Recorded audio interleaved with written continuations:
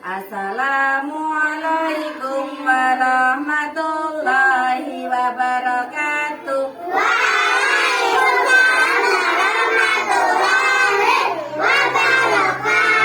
Nah, kita ketemu kembali di sini. Hari ini Ustazah mau bercerita tentang SABAR.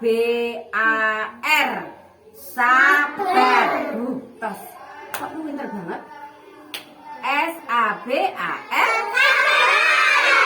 Tos semua yuk, tos semua sih. Satu-satu. Yuk. Ayo. Oke, iya, ini. Tas dulu. Tas dulu. Ayo sini. Anak hebat tas sama Ustazah. Ayo, kenapa tidak itu Mbak siapa Adila?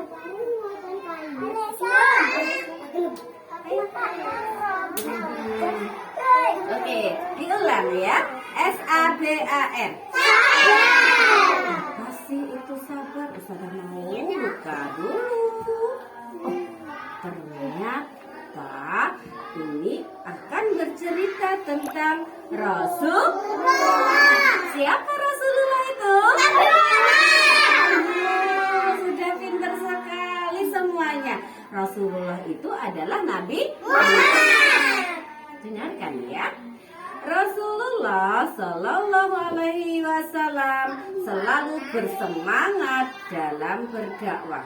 Beliau tetap berusaha berdakwah walaupun dimusuhi oleh sebagian penduduk Mekah. Jadi, walaupun dimusuhi, kita harus tetap bersabar seperti Rasulullah. Nah, coba lihat gambarnya dulu anak-anak. Ya, lihat dulu ya. Oke. Baik, saya bacakan. Ketika berdakwah, beliau biasanya dilindungi oleh pamannya. Namanya Abu Thalib. Siapa? Ya, paman Nabi Muhammad bernama Abu Thalib. Beliau juga mendapat dukungan dari istrinya Khadijah. Siapa? Khadijah. Ya, istrinya Rasulullah. Mereka berdua adalah orang yang dihormati di kota Mekah ya oleh penduduk Mekah. Paman Nabi Muhammad Abu Thalib dan istrinya Khadijah itu sangat dihormati. Pamannya tadi siapa namanya? Abu Thalib. Abu Thalib. Istrinya Nabi Muhammad siapa? Khadijah. Ketika pamannya meninggal, kaum Quraisy semakin mendesak Rasulullah Shallallahu Alaihi Wasallam. Mereka menghina dan terus mengganggu Rasulullah Shallallahu Alaihi Wasallam dan kaum muslim. Beliau pun pergi ke Taif untuk mencoba berdakwah dan hijrah ke sana. Jadi Nabi Muhammad itu pergi ke Taif. Kemana anak-anak? Ke Taif. Pergi ke Taif ya. Rasulullah berangkat ke Taif didampingi oleh Zaid bin Harisah. Beliau berharap kabilah Saqif akan menerima dakwah beliau. Sesampainya di Taif, Rasulullah menemui para pemimpin kabilah. Rasulullah mengajak mereka beriman kepada Allah. Beliau juga meminta mereka membela Islam. Jika Allah benar-benar mengutusmu, maka dia akan merobek-robek pakaian Ka'bah, ujar salah seorang dari mereka. Apakah Allah tidak menemukan orang lain selain dirimu? Kata pemuka kedua sulit. Demi Allah, aku sekali-kali tidak akan mau berbicara denganmu, ujar orang terakhir.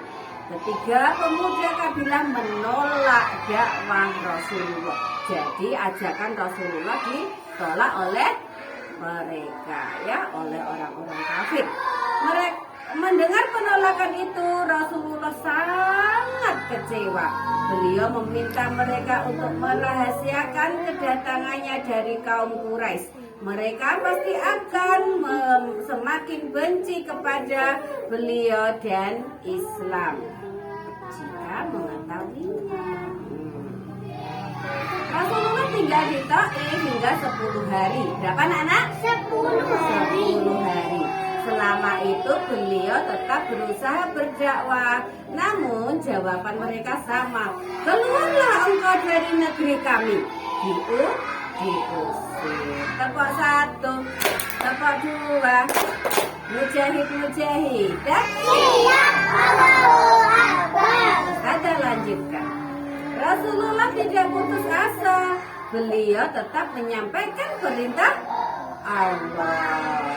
Namun tak satu pun dari penduduk Taif yang menerima. Penduduk mana, Mbak? Taif. Penduduk mana? Taif. Penduduk Taif. Tak kala Nabi ingin keluar dari Taif, orang-orang berkumpul lalu mengikuti beliau. Mereka menghina dengan kata-kata keji dan melempari beliau dengan batu. Rasulullah dilempari dengan apa? Batu. Dengan batu. Dengan apa, Mbak Friska? Batu. Dengan batu. Usir pria yang mengaku nabi itu, teriak seorang penduduk. Pergilah kalian dari kota kami, teriak yang lain. Dasar pendusta. Seperti itu ya.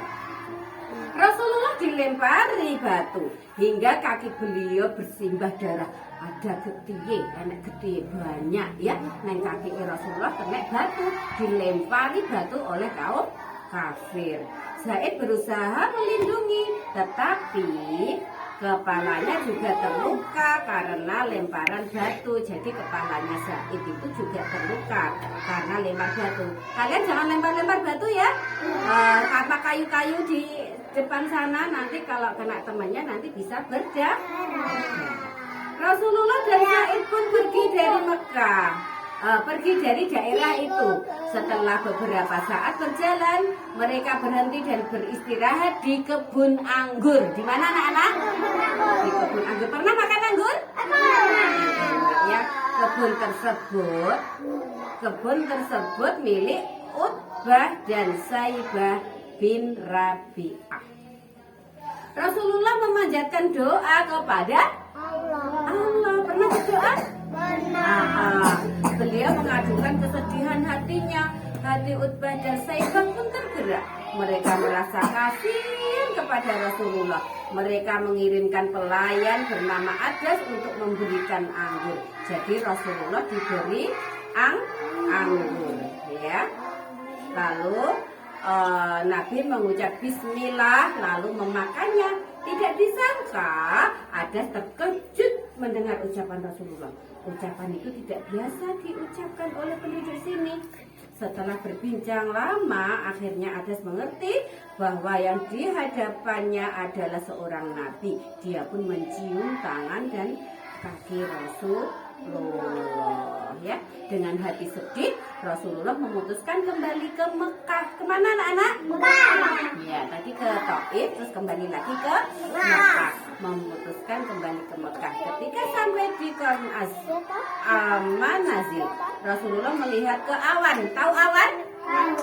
Awan yang menaunginya. Jadi Rasulullah jalan itu dilindungi oleh awan. Jadi tidak kepanasan. Rasulullah tidak kepanasan. Setelah diperhatikan, beliau melihat ada malaikat Jibril dan 2 malaikat lainnya di sana. Malaikat siapa, anak-anak? Jibril. Sesungguhnya Allah Azza wa Jalla telah mendengar perkataan kaummu kepadamu dan penolakan mereka terhadapmu. Dan Allah Azza wa Jalla telah mengirimkan malaikat penjaga gunung untuk engkau perintahkan melakukan apa saja yang engkau mau atas mereka. Kata Jibril. Malaikat penjaga gunung mengucapkan salam lalu berkata, wahai Muhammad, jika engkau mau, aku bisa menimpakan 2 gunung besar pada mereka, ujar malaikat penjaga gunung.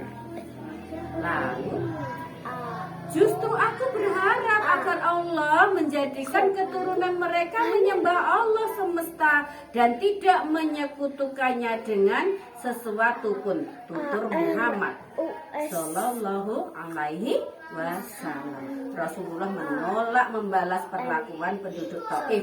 Bahkan beliau mendoakan agar kelak keturunan mereka beriman kepada Allah dan Rasulnya. Nah anak-anak, begitulah akhlak Rasulullah Sallallahu Alaihi Wasallam saat beliau mampu membalas perlakuan buruk dari kaumnya, namun justru beliau memaafkan dan mendoakan.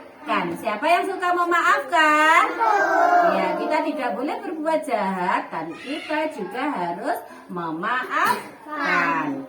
Sifat yang sabar, lemah lembut, dan penuh kasih sayang menunjukkan kepada kita bahwa beliau Rasulullah Muhammad Sallallahu Alaihi Wasallam sangat menginginkan kebaikan bagi umatnya.